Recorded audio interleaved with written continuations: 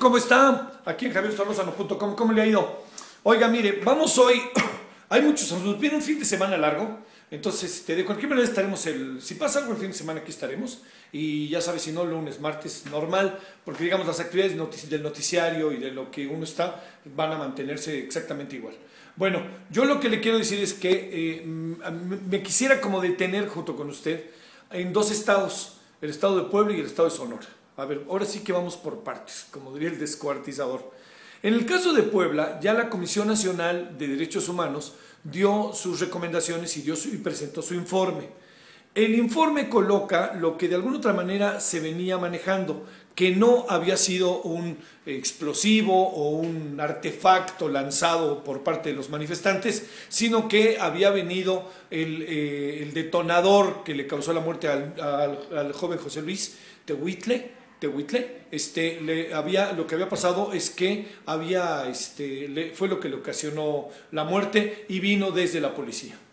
El informe del presidente de la Comisión Nacional de los Derechos Humanos, que lo vemos hoy más como más movido, más preocupado por mantenerse en la Comisión Nacional de Derechos Humanos, entonces se pierde un poco la dimensión exacta de lo que deben de ser sus recomendaciones para estar tratando de moverse en terrenos en donde él no pierda como el espacio, no pierda los apoyos, que muchos de estos apoyos vienen de los gobiernos de los estados, a pesar de que es el Senado el que lo debe de ratificar. Pero, como se sabe, gobernadores, presidentes municipales, todos influyen a la mera hora y le hablan al Senado y el Senado, o a los senadores, y los senadores harán lo propio.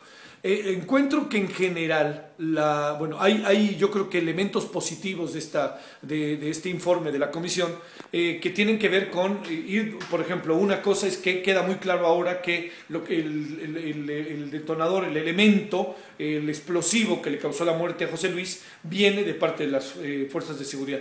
Pero hay cosas que de repente quedan como muy al garete. Una de ellas, concreto, no se ve una especie de responsabilidad que pudiera tener el gobernador del estado. Todo queda como en otros mandos, pero yo creo que el gobernador mismo tendría que haber sido considerado por la comisión, debido a que, entre otras cosas, pues él fue el que avaló o el que empujó, junto con la propia Comisión de Derechos Humanos, que le puso buen ojo a la famosa ley Bala, ¿no? Que tenía que ver con la manera en que se atacaba o se enfrentaba las manifestaciones. Este caso de Puebla dejó dividida a la sociedad poblana, porque si bien el gobernador al final, en algún sentido, para decirlo de manera doméstica, la libró, en buena medida también muchas cosas quedaron pendientes. Y esto que quedó pendiente coloca al gobernador en el centro y tendrá que hacer un gran trabajo el gobernador para recuperar espacios, ámbitos que evidentemente perdió con este caso debido al desaseo con el que se hizo. Se aseguró que fue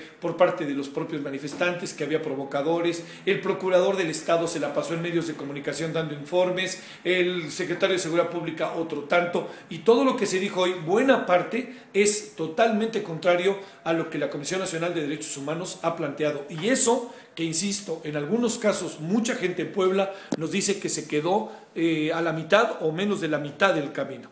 Esa es una de las partes. La otra parte es Sonora. En Sonora las cosas sí se están complicando en la relación gobierno federal-gobierno estatal.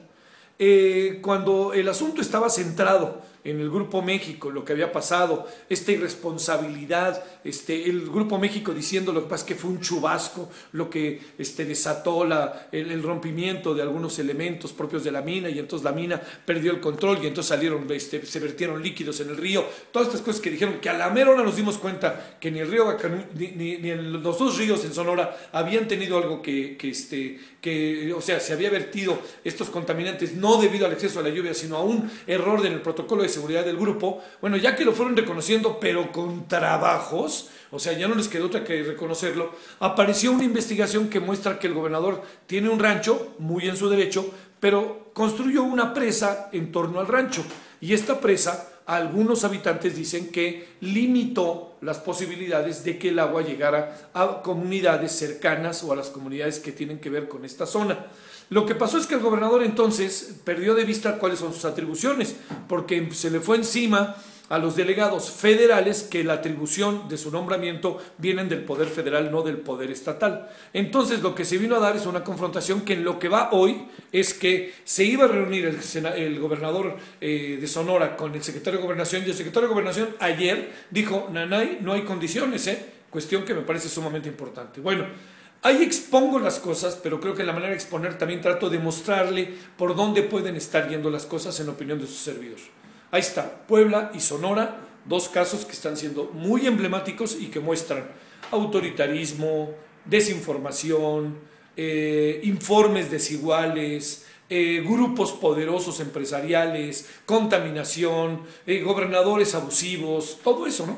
Todo se junta. Y es un poco este mapa y este diagnóstico que no le viene nada bien a este país que es el nuestro. Bueno, oiga, felices fiestas patrias. Yo de cualquier manera estaré el fin de semana si pasa algo, o el mismo lunes, antes del grito, por acá nos vemos. Le mando saludos, javiersolozano.com.